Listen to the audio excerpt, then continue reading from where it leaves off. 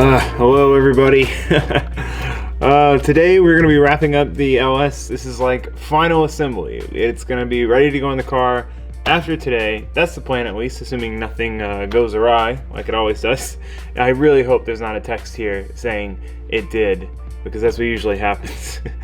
Anyway, I'm pretty sick today, but I'm really dedicated to getting this car done as soon as possible. So there's no days off. We're working on the car today. We're gonna have the motor ready. That'll be a nice motivating kick. I'm pretty motivated as is right now, thankfully, thanks to you guys. So what we've got here is we've got some stuff from Improved Racing. We have their crank scraper kit. What this does is it scrapes the oil off the crank, because LSs have kind of like a high oil level, so the crank gets into it and it starts slinging it around. So you keep all the oil in the pan, you free up some horsepower from rotating weight. It's just like a kind of an all-in-all win-win. So this, we'll have to clearance this a little bit. It's for an F-body pan, not for my pan, but we'll see. I also got their specific oil pan gasket. They made some changes to it. I think the factory one's like split in a couple places, and theirs isn't like that. I ordered this piece off Amazon. A few of you mentioned that to me, that I needed to do this. It's the front crank plate. I already swapped the cam over. I just got to bolt this in and finish bolting that up. We also have this very crucial piece. I've seen motors fail. If you remember, a Hertz motor failed because the factory oil pickup tube picks up with one bolt, even though there's another bolt hole. So this essentially adds a second bolt holding the pickup tube to the block so that it doesn't tweak and cause that O-ring to tear and cause you to lose all oil pressure. Very important.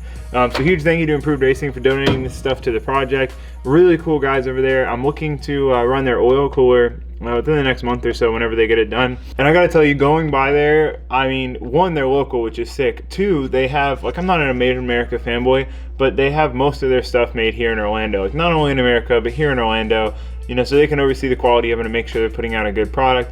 I saw the testing that went into their oil cooler, and it was crazy. Like, how many oil coolers they tested, this insane testing rig they had to see how they perform, to literally make the best oil cooler they can on the market. And like factually, you know, like actually test it and make sure it works. So really, really cool company. Check them out if you need LS stuff, specifically oiling stuff, but they do have a bunch of other stuff. But they're really cool. I was really impressed by what they do. Yeah, I guess let's get started, right? No long-winded, no tool time today. You know, because we got to give it a break for the people who hate it. So we're gonna get just straight to work. I'm just kidding. I'm in the mood to joke today, so don't mind my lame jokes. So the first thing I want to do today, just to get it out of the way, is go ahead and put that cam plate on and get the timing rocked up.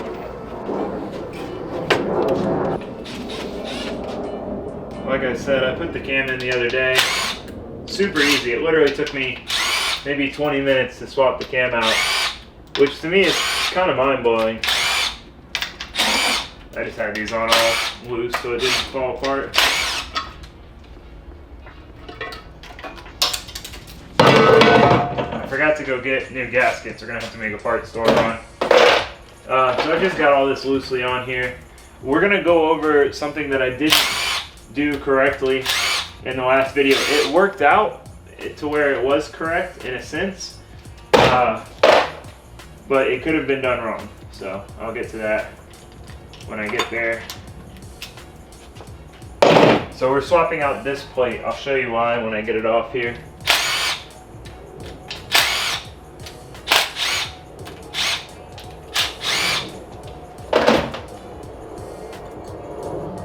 So, yeah, wow.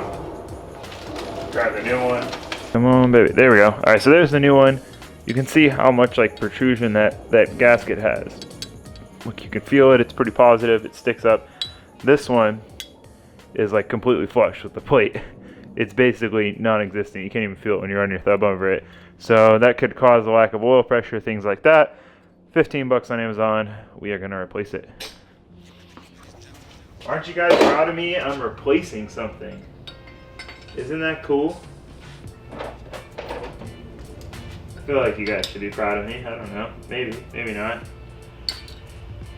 So we're just going to get this bolted up, and I'm going to tell you the timing thing that I did wrong but worked out right. I guess I'll just start telling you now while I'm working. So basically what I did was I lined the timing mark's up. If you remember the cam install video, we're just going to assume you watched that already.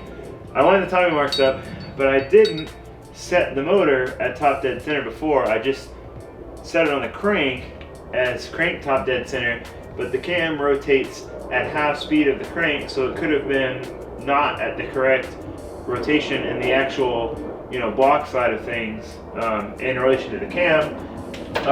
But I checked it, like all it required was just sticking a screwdriver in the spark plug hole, making sure the piston was all the way at the top, and we were good. So.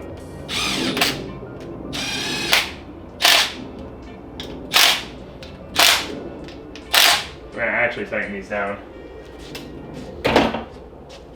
Don't want these backing off. For everyone who criticizes me for not using a torque wrench, you have a torque wrench, it just doesn't go low enough for stuff like this. Oh god, it's so scary. Okay, yeah. Okay, so what we're gonna do, just like we did last time, come on, we'll spin it over once, check it, spin it over again, check it, make sure it still winds up top dead center. Okay, so we're approaching one time.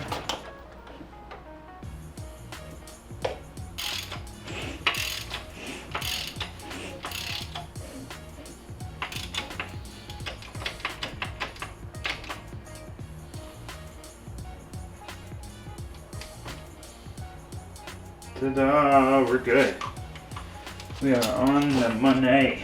Gotta knock it back just a little bit for it to be technically lined up. Oh, well, I guess not. I guess it goes forward.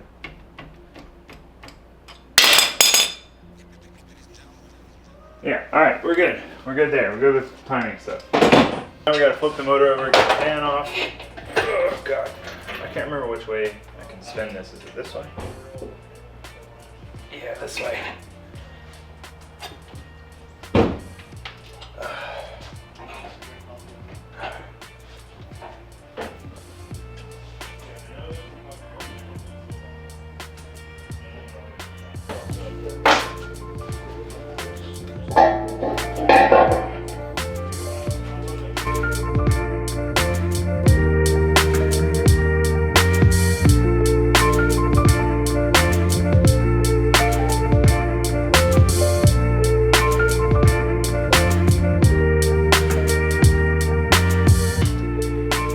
Like I said, you guys know what parts we have. So with this crank scraper, what we have to do is test fit this on there. First and foremost, before I really forget, we have to do something. Because I'm going to forget if I don't do it now. Alright guys, I'm all over the place because I'm sick, but I just remembered I have to do this. So, let me just get the camera and show you. So on the oil pan that came on this motor, the dipstick tube was a front sump, so the dipstick tube was in the sump itself. It was in the pan. So naturally, there's no dipstick tube. This is the boss for the dipstick tube, but as you can see, there is no hole in it, as you can see. So we have to drill a hole in that so we can get just standard F-body dipstick and stick it down in there. And obviously we want to do that before we put the pan on or any of that stuff, so we don't just get metal shavings all over the place. So I'm gonna try to do that as best I can. So we're gonna try to get it as center as we can. The drill hits here, so that's pretty much all we got. Oh, wanting to walk on me. So we're trying to keep our drilling angle level with like the face of the pad, which should actually be right about down here.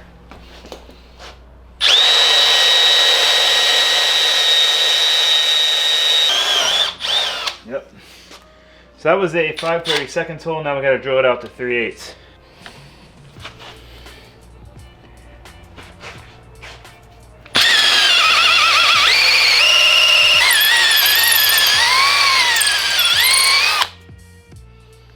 And that's that. Our dipstick tube hole is drilled. Not too bad, eh? Okay, so now we have to clean all this stuff. They say to wash it with soap and water just to get anything off that could contaminate the engine. So I'm gonna go wash these real quick and then we'll be ready to install them. Hopefully ready. Okay, so first thing we're gonna do is just kind of test fit all this stuff and see where we're at before we make any major changes.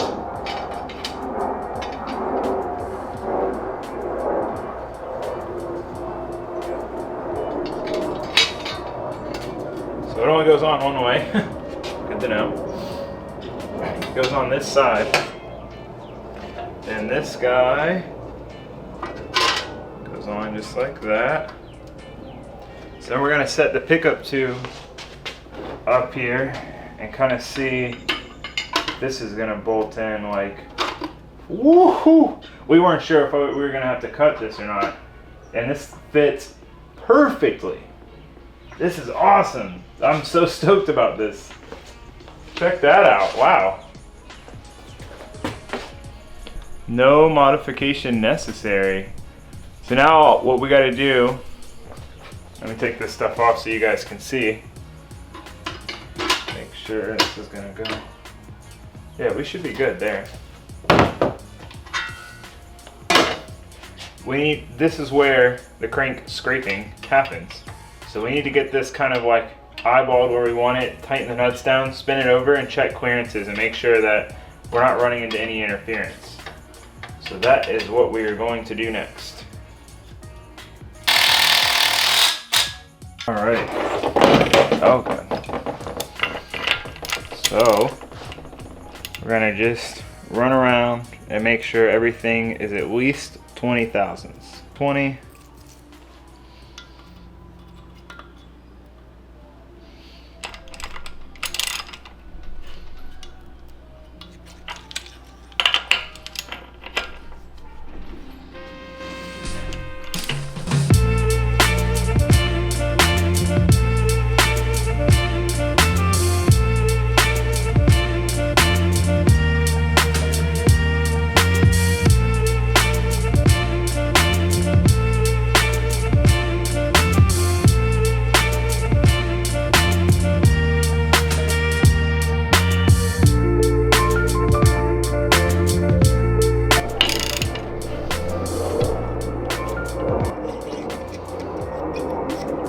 So we've gone through, we've double checked everything. That is 20 thousandths.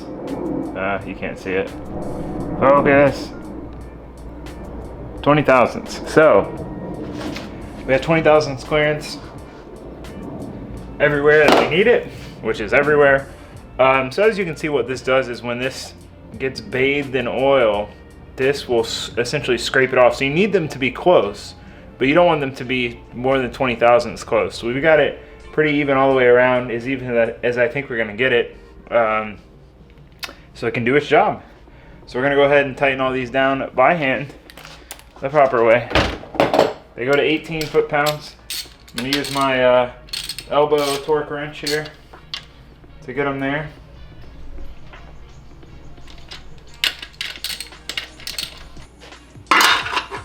This is our windage tray. Comes with its own bolts. Look how shiny and pretty this is.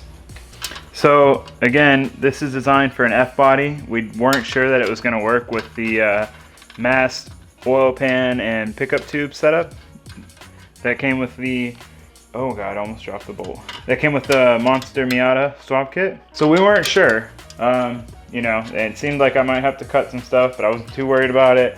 So I'm really happy that I'm not gonna have to do that, or at least it doesn't look like I will. Makes me happy. Take another look at the instructions before I start jamming things down the rest of the way. All right, so these guys go to 5 foot-pounds.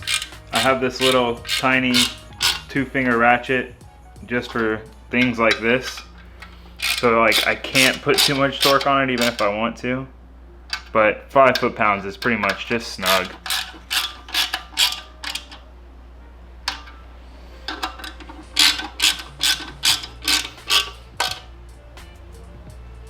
Okay, so we're gonna have to take, I believe, these 2 bolts off to get the pickup tube on. We're gonna try to test fit it and see what we got.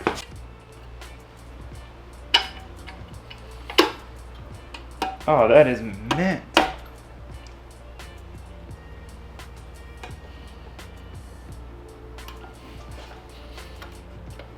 Just push it down to it where it gets all the way down in there.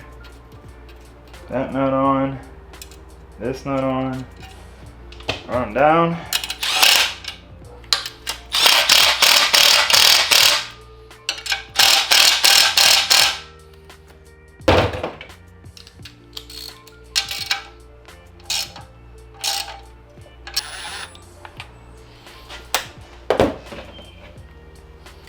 And this is our tube brace. So here, basically what happens here, drop you guys down some, is this is only held in by one bolt. So what can happen, I mean, there is this other brace right here that can keep it from flexing up, as if there was, instead of like if there was just one, obviously it could flex very easily.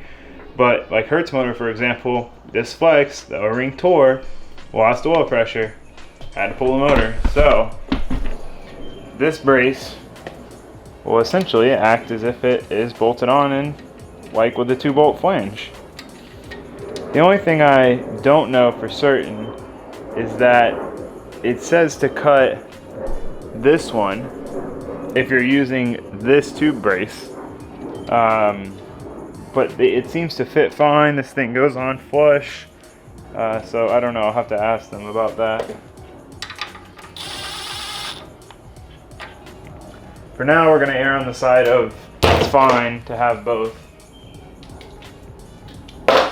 And if we need to, we can take it back apart and cut that one. But I don't see it hurting anything, keeping things from moving.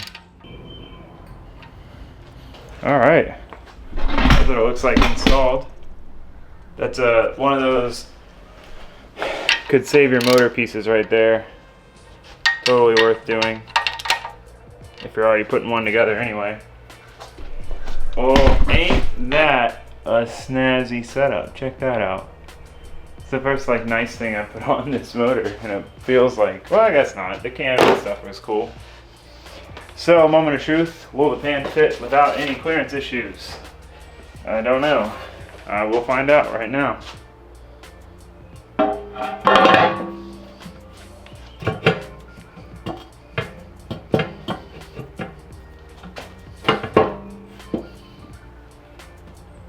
So what seems to be happening, feels like we're hitting on the pickup tube itself, which I guess with the gasket, nah, that's not right.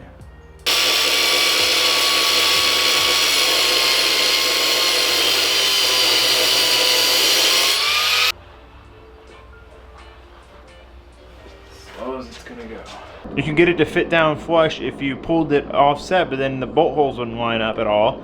Or you could push it over the bolt holes lined up, and then it would lift the pan up. So I'm like going back and forth. I cut that off to make sure this was as low as possible, since I was supposed to do that anyway.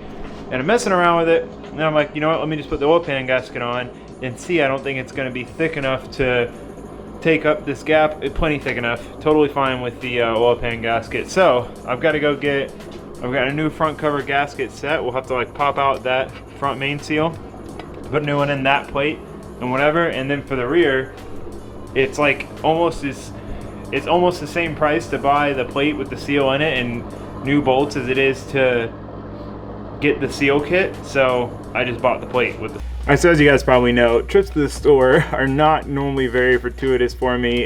It's just one of those things. Every time I go, something doesn't work out. I had ordered these online from Advance. It said they had them in stock, and they're 20% off online. So I was like, sick. It's only $40 more expensive than ordering from Summit. I show up, they don't have them. They say they can't like transfer them from another store or do anything for me because it's an online order. So I just ended up ordering from Summit. It's super cheap on there. So we got just the whole plate, front and rear cover gaskets, and obviously it's new front main and rear main seals. So we now have everything, fingers crossed, hopefully I didn't forget anything, to wrap the motor up. So we're gonna do that now. The next time I say I'm going to the store, just assume it's gonna be bad news. ULS haters can hate. Oh man, this is gonna suck, isn't it? There's like just barely not enough room to get these out with a electric ratchet. I can get these top two out though. Long bolt.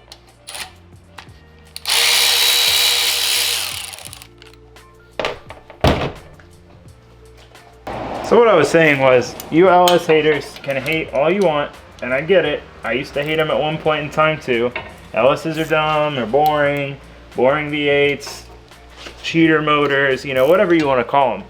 But one thing I will say is that they are incredibly nice motors to work on. Now, not just because they're a simple 1950s or earlier rudimentary design, it's not that. It's actually like the smart stuff. So, for example, an SR. I feel like I'm gonna bust my knuckles. I'm not looking forward to it. Pretty much every single gasket on an SR, not every single one, but most of them, front cover, rear plate, oil pan, everything is RTV. And if you have ever dealt with RTV gaskets, you know that they are super annoying. The Miata has the oil pan gasket, which has a sandwich plate, so you have to RTV the block, put the plate on, RTV the top of the plate, RTV the pan, get it all lined up and put it on, and then when you take it all apart and you have to do that again and swap the pan, you've got to wire wheel the block, the baffle, and the pan. So, oh man, I hate, it's not so much applying the RTV gaskets as it is taking them off and doing it again. So anyway, rant over. Just what I was gonna say was all the gaskets on an LS are that nice. I'll show you when we go to install them, but they're really nice, like metal and like rubber O-ring style gaskets. There's no RTV anywhere. The only thing we have to RTV is these corners where the front and rear covers meet, just because it can leak through there. But other than that, you don't got to mess with RTV. So that is one of my big pros on the LS. Alright, well, I should have definitely done what I was thinking about doing, which would be to lift this up with the engine hoist, take it off this to make it a little easier, because that took forever, but it's done. So we're just going to clean off the surface residue on here and throw the other one on. Let's take a dirty rag, make sure you rub it in sand and grime, and then come in here and wipe all this off. I'm just kidding. Obviously. Troll master, not really. Looks good enough for me. Time to throw the fresh one on. I don't know if you're supposed to push it out with that. Okay, so slight confusion. I might end up doing this wrong. See how this is like completely flat? This is obviously the outside. It's got this lip that's gonna sit right on the crank there. But see how this seal, it's got the lip pointing backwards, which you couldn't do. Oh, well, I got this the wrong way. You couldn't really do with this one because it would hit these. It's like the seal. I'm not really making much sense, am I? So this is the piece that's going to sit on the crankshaft towards the back. This is this one. This looks like it's designed to be pushed forward. I don't know. We're just going to put it on because there's not really any other way it could go. So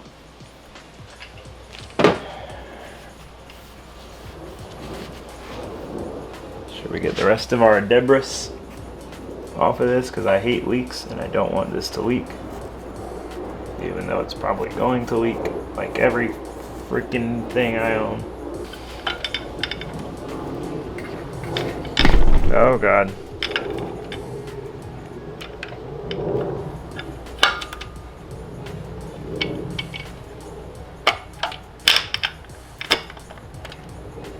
I mean, I guess that makes sense. It's just weird. The rest of the way on. There we go. Make sure it's not like pinched any weird way. You want to make sure that the lip of the seal is uniform all the way around. It's got kind of like the same angle to it. It's not folded in any weird spot or anything like that, because that will most certainly cause a leak and render your efforts useless. So, looks fine to me. We're gonna tighten her up. I won't bore you guys with that either, but basically just me sitting here spinning these bolts in by hand for the next 15 minutes. So I'll see you guys in about 15 minutes. 15 minutes later. Okay, rear cover gasket installed. Very tedious with it on the stand, but nothing difficult about it. So now we'll do the front cover. I'll show you. We have to get the crank pulley on first. Well, timing cover, then crank pulley, but before we tighten the timing cover down, we need to have the crank pulley on. I'll show you why. All right, so here we have, super greasy, F-body harmonic balancer. Let me make sure that that's right. It's supposed to be for an F-body. I believe so. Where's my truck one? All right, Google confirms this is the correct one. We're good to go. Clean up a little bit here.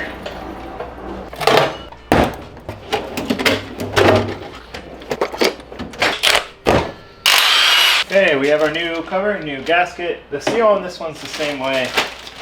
So, I don't know, it's just weird to me.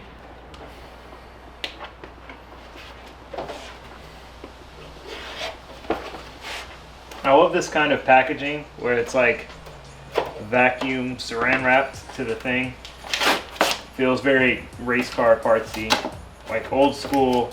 Like if you walk into an old school speed shop, I feel like this is how everything is packaged. Could just be me though. Okay, I take it back. I don't like this packaging at all. It's really annoying. So, gasket. Let's do it this way.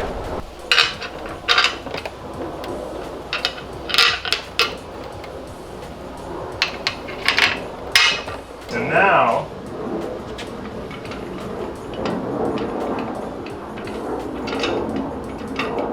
we're gonna get this thing secured on here.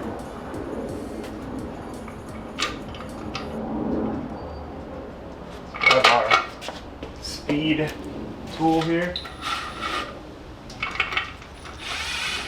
So one cool thing about this impact, if you set it on one, it literally, like, virtually no power installs.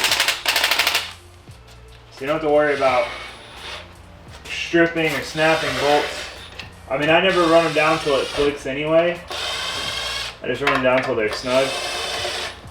Just speeds up the process. But like, that's it. Like, I could probably, look, let's see how loose it is. 2 fingers. Oh. Yeah, like, didn't even have to try. That was like, anyway, I think that's super cool. It's really handy, because what I use those for mostly is just running bolts on like this. Speeding up the process here. So we need this to be loose. Get it a little looser than that. Because what's going to center this is going to be when we put the crank pulley on.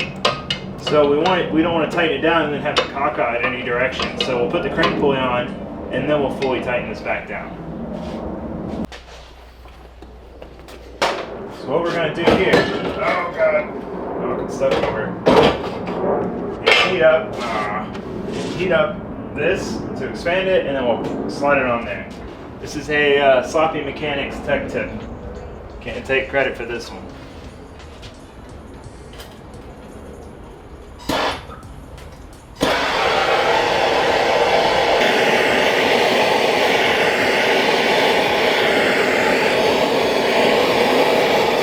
I have no feel for how long to heat this up for.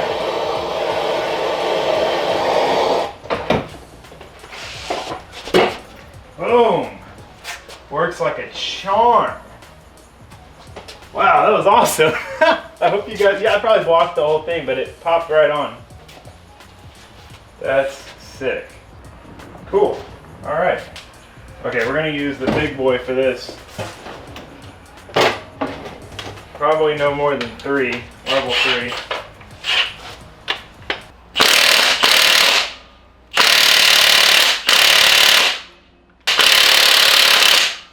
Alright, that's on there. Okay, now we can tighten the timing cover bolts on.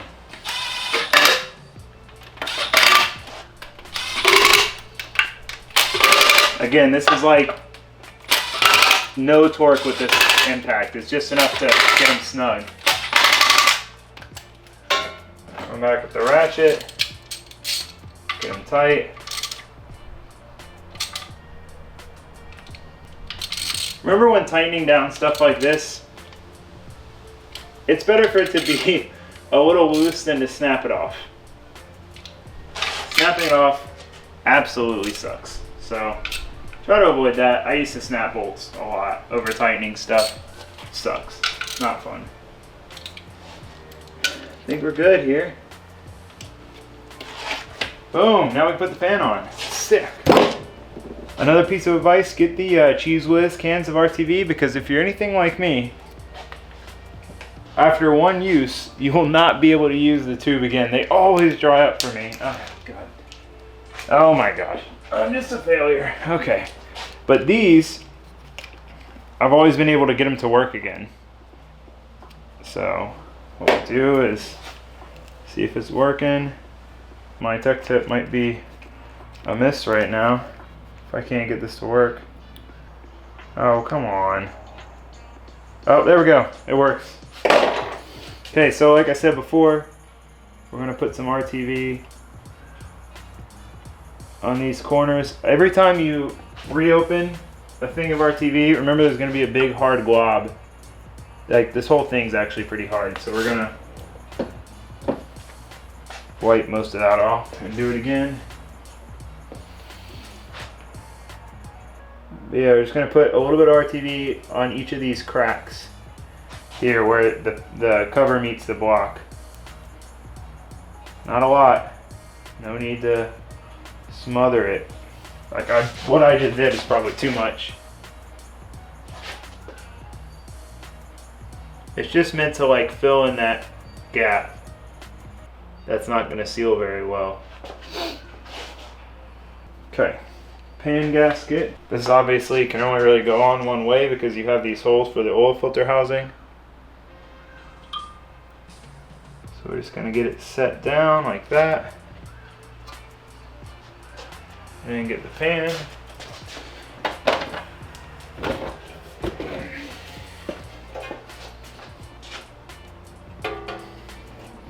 You guys don't know how happy it makes me to not be RTVing this whole pan.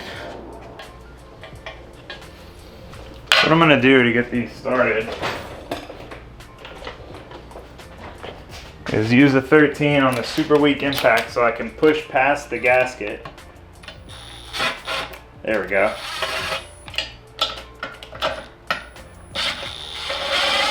Basically, I'm using a super short 13 so that it actually, I'll show you on this side over here.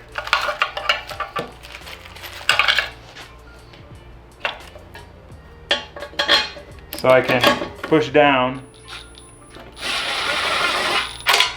get it past the gasket, and then it'll start threading on its own.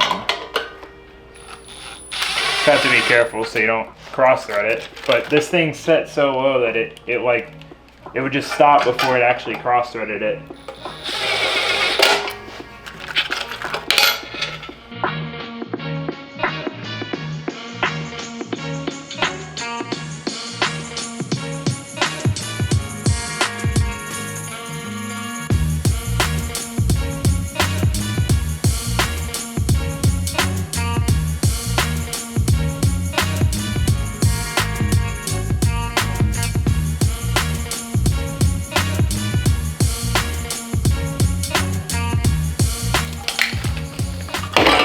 Ta-da! Oh man, that's exciting. That is exciting. The motor is more or less finished. We still need to get a dipstick tube. Oh, my oil filter should have come in. Well, I guess it didn't. With my Summit stuff. I didn't see it. We do need to get a dipstick tube, but that's not a big deal at all.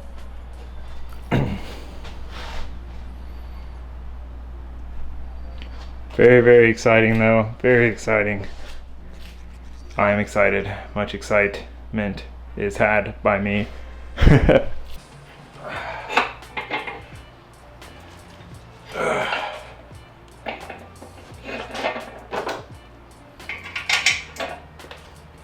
Well, that's it. I know it doesn't look a whole lot different than it did when we just kind of had everything halfway thrown on here, but we got the proper crank pulley on now. We've got new timing cover and rear main gaskets, rear cover, front main, oil pans on, crank scraper, pickup tube, baffle, everything. Pan, obviously. It's all, this thing is ready. The only thing is we're switching out this intake. So that's like the only thing really left is to get, I just want to run a stock LS1 intake.